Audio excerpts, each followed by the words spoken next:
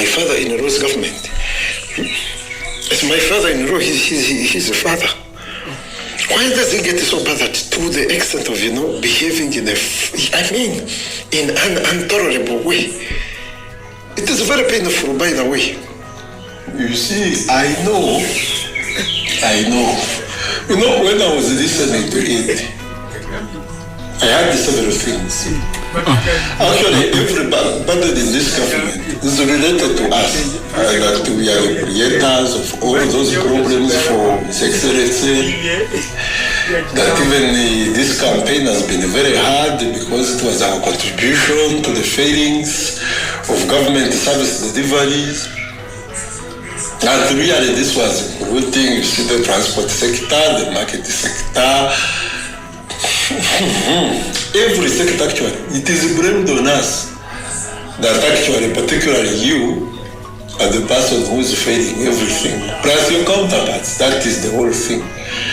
So when you look at this, he seems not, he's always getting more energized. I don't know what triggers that, but I'm also trying to find out. I really don't know.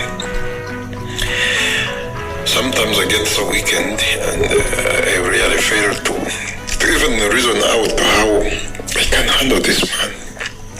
He doesn't express that I'm doing this for this. He's not negotiating for anything. But he's just willing to destroy us. Because he would simply tell me that, you see, I'm going to insist on crushing your ideas, on crushing your activities, or interfering with your life until you pay this amount of money which accrued because of this reason. But he's not doing that at all. I'm asking myself, what exactly does he want? Really, what exactly does he want? To simply make me useless? Do we share a mother? Do we share a father? Is he my stepbrother? Is he my... in what aspect is he willing to come and destroy my life? We are not rhyming on the same ride. We have different frequencies, different wavelengths. But why does he really insist? I personally don't know, and I cannot say that this or that. But what I know about his character is that his rate of vengeance is always in around 10-fold. If you make him a loss, if you cause to him a loss of 1,000, he wants you to lose 10,000. That is his, I think, character. And that is the whole thing. Have I ever grabbed his land? What did I do? A job is a job, it was a contract. If His Excellency chooses not to give him further contract, how does it affect me? If I start to give people those contracts every day, I looked at people in the area, they lost their contracts, they try to fight east to west. At the end of the day, they are fighting. Nti obangenda kusula government ya Sezala wange yiyo ya kitaawo. No. Yebuza bikwatirako. This is a country.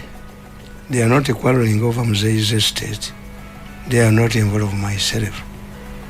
And we are disagreeing on a small matter with that gentleman. If you knew that I wanted the money, why did you steal the 600 million Mzei gave me? Why did you steal the 7 billion he gave me? That group. But to make me niro, the more you humiliate me, I harden. I'm not interested in the money. Sentes oba zibba. Kakati, ila muli excited. Njoko sule dalwa kukazikwate ku. Kani. Professor yabaga into the documents over is a donation. Nakagira kati kuruno nja kusule dalu. Familia ya mwijose nyense nkasajja kwe nemwanyo kwa muhanga. Yes. We cannot be a hostage. No. Otuusaawo mu kusuula abantu eddalu. Kazikwate ko zino. Kakati the argument is simple. Where era nzekimwagalako kimu. Even omuntu gwe bamutumidde, he left nga mugambye, I'll never drop my presence ambitions. For me, there are 3 factors where I disagree with him.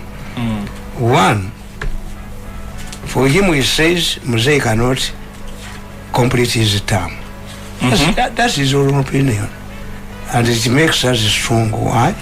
If we see oba abaana bewaka balwanagana, maybe they have tested, they have found out timuzeyi tajja kumalako bo be bamanyi.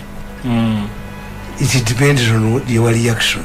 For me, I know an election we went through reflected as a mirror, but I am saying some of the causes abo bebazireta.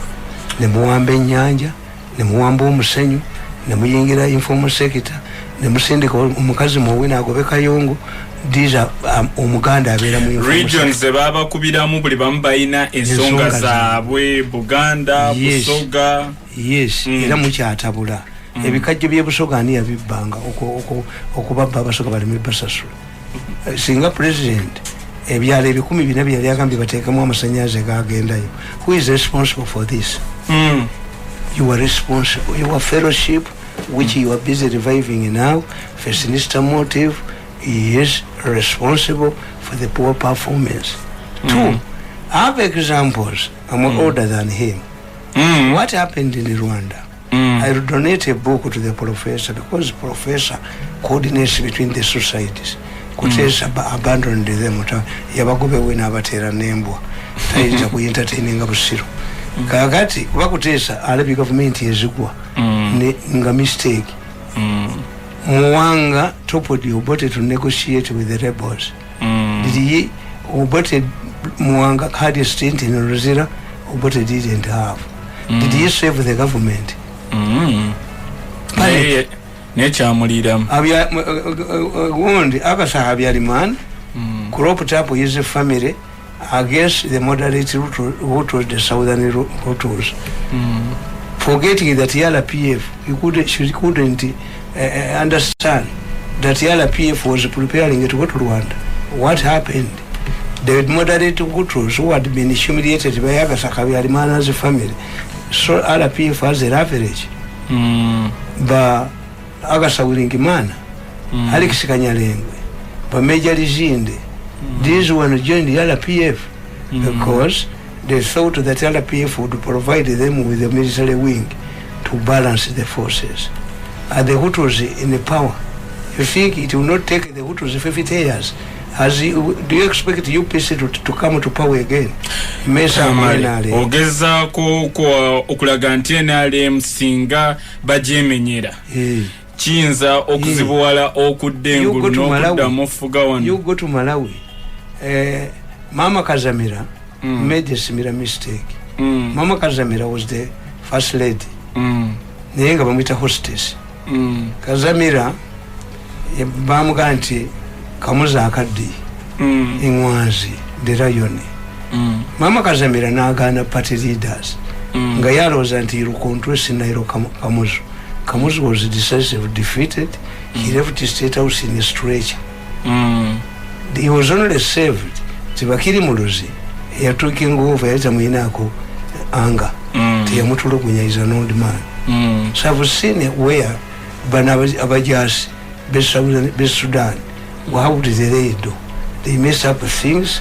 Bashir is under house arrest. What about Mubaraka? The wife, a Muzungu, left a Gundi, Bamutwala kumutwala mu stretcher. Gayasam Mubaraka. Yes. What happened in Libya? Somebody is trying to behave to conduct himself like Islam. Saif. Gaddafi failed to control Islam, and as a result, both lost. Islam is under house arrest. Baganda people never fool. Examples zino zonna za kitama. Yes, me. Ogezaako kusiiga kifaananyi. In the politics they tell us that the paranoid they survive. Abatitizi. Njagala okubabuuza abo abali mu government. In spite of their stinking wealth. My mother was almost lynched by the public. Nti kana kasajja ke mwampaaki, mwansasula ki. Sekungoba. Omwana nge mwamubatalinze wa arguing ani yamukubi naye nga takubiddwa. Oyo tumwebaza yali tasse mukazi wange. Siyina evidence yonna. Kakati ebibavunaana organize. Mwazijjanga kumbwa. Mwagendanga mugundi musita abatwazi. Oyo chairman ngenda mukuba nga ali mu Serena awo obujulizi. Mukuba obutambi bwonna nga asoloza emitima gy'abantu. Guno guvudde ekitutu. Do you have the moral authority to to engineer change in this country? If one of you gets into power, nafuka Museveni, Uganda temujifuna lufula y'abantu. Mututte mutabana bafe mutemitima. Mwe bafunana ku muserena mbakuba obutambi. Lairola kanembero speed control bamugaye nti mirundi alina byayogere bidamejinga government. Naye president ajja mugana kwogera as you people demand. Ajana muli wadinga. Kwa musajja yekavudde yokuba to tell you in your faces. You see what we are going through in the city in Bagamba. Until you see, you hosted the 2 American presidents, you hosted the 2 popes, you hosted the queen, you hosted every important person. What has gone wrong? Abachi. Obusuma n'obujozi. Ebbango ly'obusuma n'obujozi Biden kwe kuliwanulayo. Abati Museveni. Abamenye government bali luddawa. Diba n'ababbi ababba gundi. Balowooza mbu bakwata ssente bajja kugula abantu. Bano abaana obagula. Bano abaana abato. Wagendanga ku bokisi. Nga waliwo abagikuuma abatakumanyi na kumanya. Nga neyafa bamulonda. Kituufu. Lole ezava tuyine kye tuyita open indicators. Lole ezavanga mu Lwera. Tipa ze twasanga ng'ekiro. Nti Abachina bataddewo omuceere. Bakuba sempiji. Kino kijja na balola. Bajja bakiraba. Ne badira abantu abakyamu. Ne babateka mu special forces bandamining muhozi. But the two are different. For you, your company was involved in organ extraction. Muhozi is ngabogamba president. Did anybody see Muhozi picking a gun to shoot somebody? How can you deny a company? Bukokolo bino tebifaanagana. Not for me, the sina bakiza kuchiwa. Sina yendaga. Sokoli. Mbakuba bukubi nze nkimanyi nti Museveni tetulina opposition leader. Gundi bakugambye Bobi Wine omusango bakusaze abantu. Abantu omusango gwa Bobi Wine bakusaze. Yakutwala mu bantu. Yakutwala mu koti. All the members of parliament from his party went. Ne bakazi babwe n'abaana babwe alabye ko bakuba. Yes. Nabagaye nti Bobi Wine ategeere ebintu ebi. Oyinza kakati ye Bobi Wine wa bidongo. Kakati Bobi Wine yagenda ku embassy ya America. Ne bamumma visa ne bawaaba ebidongo bandi yagende. This is what Ugandans did. Ye bamumma ne abayimbi bagenda. Era barayidde abayimbi abadongo be. Ne yagambye abamu bayina akatengo abali eno saidi ya mweyo nti akatengo ekalyawo. Ani atayina? Bobi Wine ye embwa yerabire yajola. Omusata tegufana we baguzalira. Ebyo byambo byoffe tubimanyi. Bobi Wine yavuma ennyo bannavuma empola kuba tebalina cause. Ayogedde katenge yo side ye. Ati ulira Bobi Wine naye nkugaye nti musajja wa ombuka wa boda boda yatigati ku mukazi obudde agenda kulaba nga naye omukono agusembeza. Tulaba abo ba dereva. Dereva mukwana muko musajja kubagia akola atya anti anyimya ku simu. Bannange owewange nga yebaka bweba kimu mukozesa nyabuuza secretary. Oba ngeze wakoje chimbo we mirundi n'emirundi. Oba tetumusangayo. Akubajia jikuba jongezaawa. Agenda kulanga noli na yeta sisimuka. Koye. Kande Bobi Wine we yali ku testing. Omubbi ayinza okujja kumenya munyolo nasanga nga temwagaddewo. But is Bobi Wine to me Museveni is truly strong and will complete. What we need is political. Bino tubita political inertia.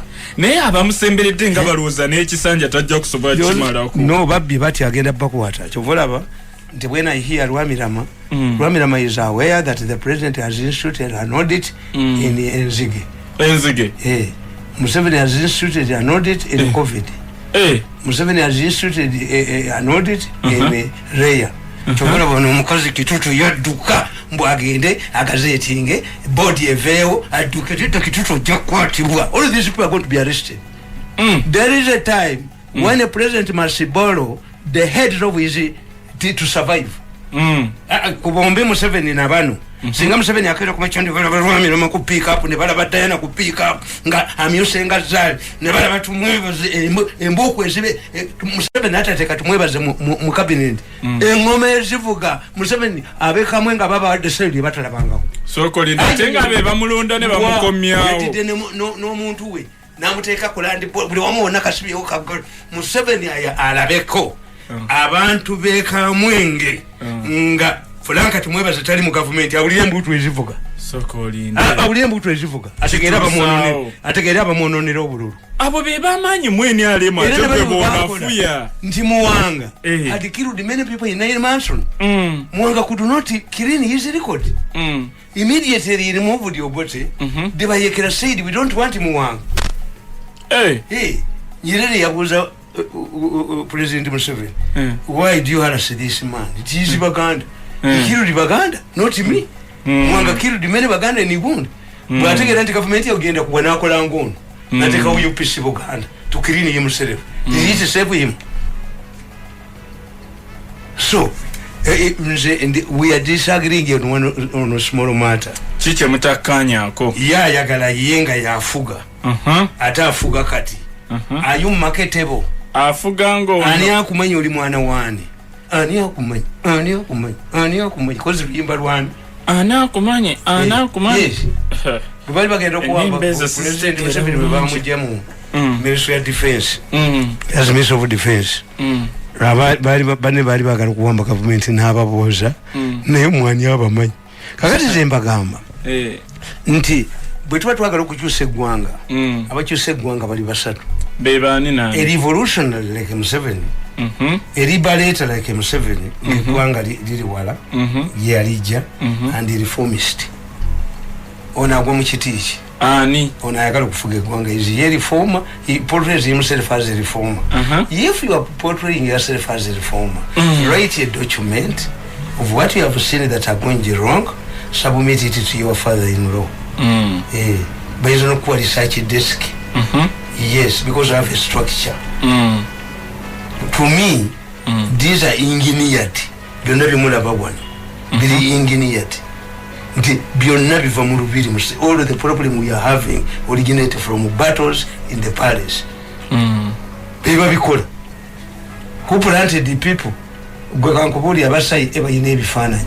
Ababana ba Bobi Wine bebateekanga mu Nuupu wa bebakwatengayo bakola yenja ani yayina kamera yagendangayo. Tutandisi this good. This government. Kutanishinga muhozi. Tetibaleetire. Byakolebwa Bobi Wine. Did Bobi Wine do it? Did Bobi Wine steal rare money, $400 million? Bobi tabanga. Yes. Boba alowooza nti basobola okusuula Museveni ne basigalawo kubanga media yaabwe era ono abazanyanga tena ye mu ndowooza yaga nti nkaya nekifo najjayo Dono gwe yateekayo nakirekera Nabusai. I told the president 7 years ago kiwe Nabusai nateekawo wakati yamuddusaawo when he give back Nabusai nze ndya nodinokana kanagisiki kabadako sokuba Abaganda bonna mu Kanvumera ono omulenzi w'emmengo kwatasobola kukwatako kabaka amuwadde abumuwe kati andedda kabaka obayina amaanyi wano mayika kabusenga tumulabeko ku mipiira egyebika nti bamuwadde obwami oba mu misinde mayika agende n'oluwombo lw'enkebuka akasajja ne katukuba ne kateeka wali oyo omulenzi anyega kyabazinga yeganya okujja ku mukolo lwakada werabe mayika nga yega ku muganda tikati kazinda bamuyambisanga okuba facility ne bigirimaani ye Mbabazi akomawo namulabe ku mukolo ng'azimbi. Who is talking about this man Kazinda? Ne maama we yazibya amaaso taliddeyo kulaba mwana we naye bikolimo mugenda biteekabo abasajja mmwe tamale watugambanga kayigula fought for the release of Kitata. Likewise Mbabazi should fight for the release of Kazinda. Ne omulenzi w'emmengano tayinza kwogera ku muganda the masbobra agera kola face agera kola kabaka yatuta kuduno yaleetamu ate we mulika yayogirangako watugamba nti NRM badde tekyalina kaliculeto Mbabazi bamukomezzawo mu kibalo kinene okubeera ngono mwana tanakwatibwako alwa ono mwana nga tanakwatibwako nsekerera Mbabazi leti mira afati Mbabazi gwe Mbabazi bagawa amaanyi Mbabazi kankubulire Jesus yazuukiza Lazaro naye mu Bible waliwo kye bamwogerako Lazaro tayimu ye bayaweddeko strike kya Mbabazi gyereka si yeno nze siza kudda mu gavumenti ono mu gavumenti mulimu bbiri zitya mulimu sabutafijo eyono nti tumwebaze singa okutekonga uko byetumwebaze n'okwata akasajja kanene pusa akagala okutta mugole bwe kazungeeno bwe kadi I take him like my brother. I take him, I go to him. He's the one who Kugwana, Bataka, Kurte, Tamale. Toka inje. Oinacho yogeddeko Tamale. Oinacho yogeddeko. Waliwo ayagala okutta muhoozi. Tumwe the battle is between the 20s and Agambye. Kakati the civil spectator. Timu muhoozi. Hata sola kungoba. Enjovu ziri mu kulwana bbiri. Nino kusala wo wengwa. Self appointment. Weeronze. Ona alaga nti kiyika. Yekizemu. Ekintu kiyika. Naye gwe tokiraba nti kiyika. Tigenda omugambi. Tamale. Ekintu kiyika. Gwe tokiraba nti regions zaali mukaaga nga muzinywezezza zonna naye Buganda ne Busoga zo already zaalaze gye ziri. Waliwo ne president lwetwaluzinga nga by election nga bamukubira mugundi. Muki? Ku secretariat. Ate ku kitebe nga basindikangayo ssente. Nalabika Magiki yeevuddeko. Nawandika akatabo kano invisible hand. Nakawandika bbi. Nembaga nti mu gavumenti ya Museveni mulimu omukono gwatalaba okugenda omukuba ekigwo. Wakawandiika mwaka kya. For the future will exonerate me. Dated 19 July 2012. Nalaba Mbabazi. Mu 2012. Yes. Nengenda New York. Nengamba Lugunda nti Lugunda. Mbabazi is fighting Museveni. Naye Lugunda nanga nti ndugu it cannot happen. Nzibano nali batandika okulwanyisa Museveni mu 2009.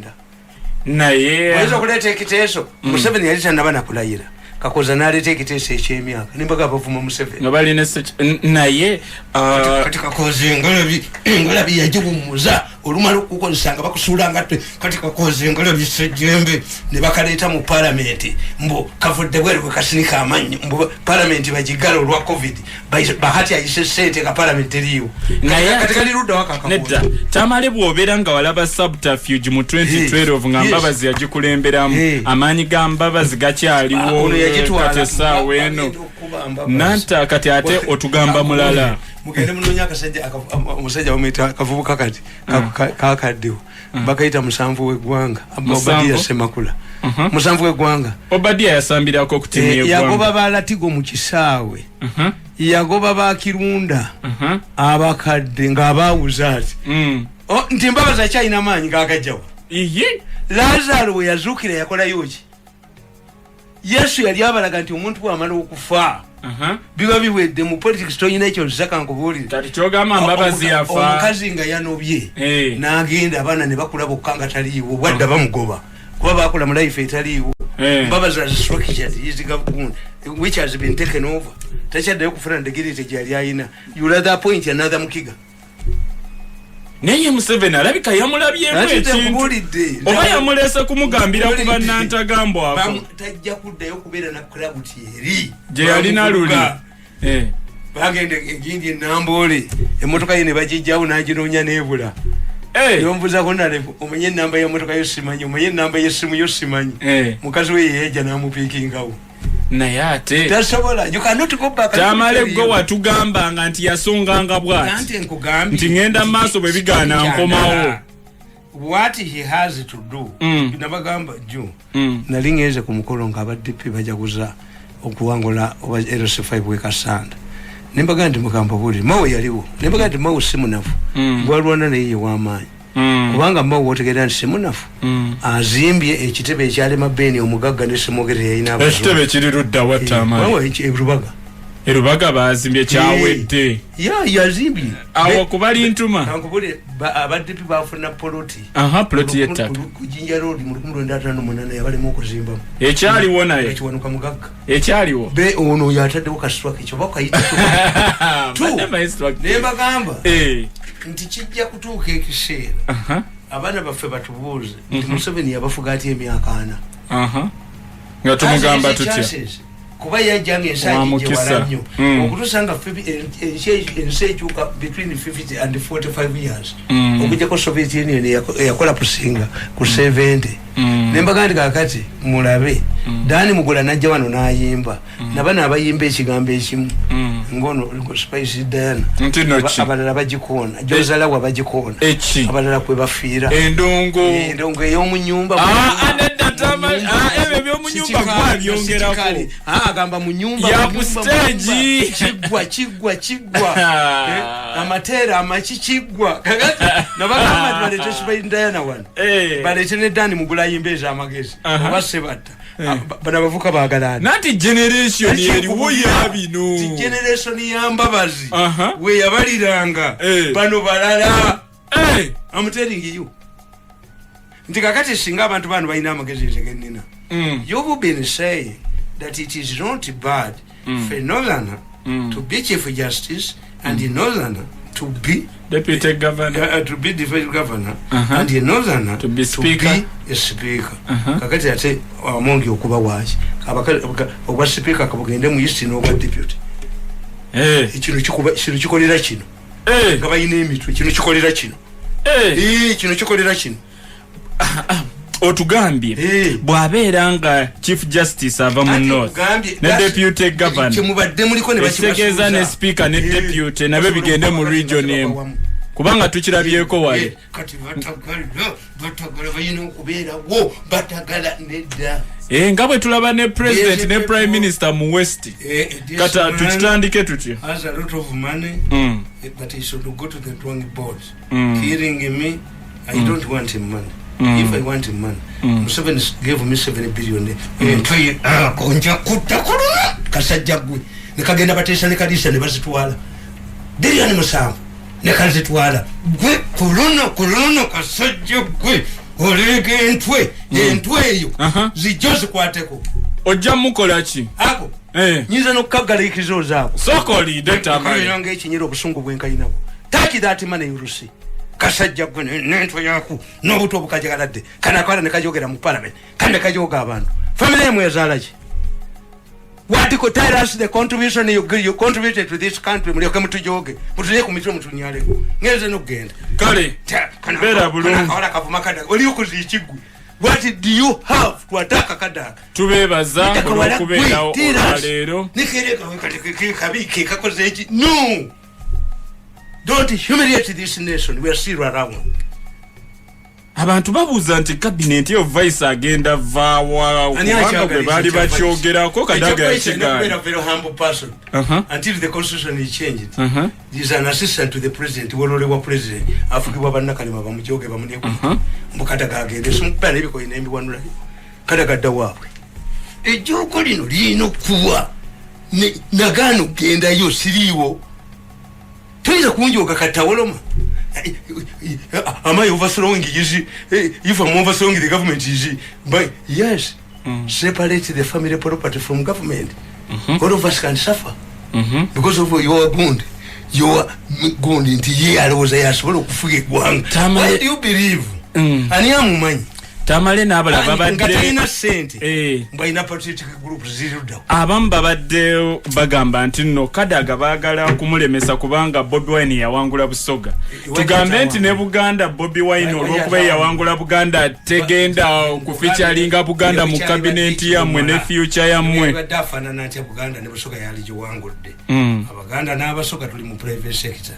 leero leyebikajo n'ojugula emitwalo 5 n'olumba ennyanja n'obbenpuuta n'oyasa amaato nga mukasa w'ennyanja ayogera Lunyankole ate nga mutowono atwala empuuta mutowono bamumanyi mukasa w'ennyanja asooka okwogera Lunyankole ennyanja mumusoso mwagisangawo mumusoso gikuuma nemukuba amaato g'abantu Museveni agende yalabe bannamwandu n'abaserikale babali ku nnyanja engege ze babba n'oleeta n'etteeka eriga nti etteeka lya 23 erigaana abantu okukalira ebyennyanja tulikomezaawo nengegeze bafunye baziguze eddondolo baguze kampuni yo ddondolo n'ogamba abantu mbwe ennyama eri mu faludoni ng'avaawo omukinja ayinza okuteeka mu faludoni akendeeza gundi akendeeza weiti abantu bagiddukeko gyetwala ebweru n'olibukana kwakudde ne kazunga ne kazu bakakuba bala ennyama eki faludoni gwapi kanyayi niyo kyejjena balola kati kiggwera wa tamale kati kiggwera wa tebaddukawo genda osoma Afghanistan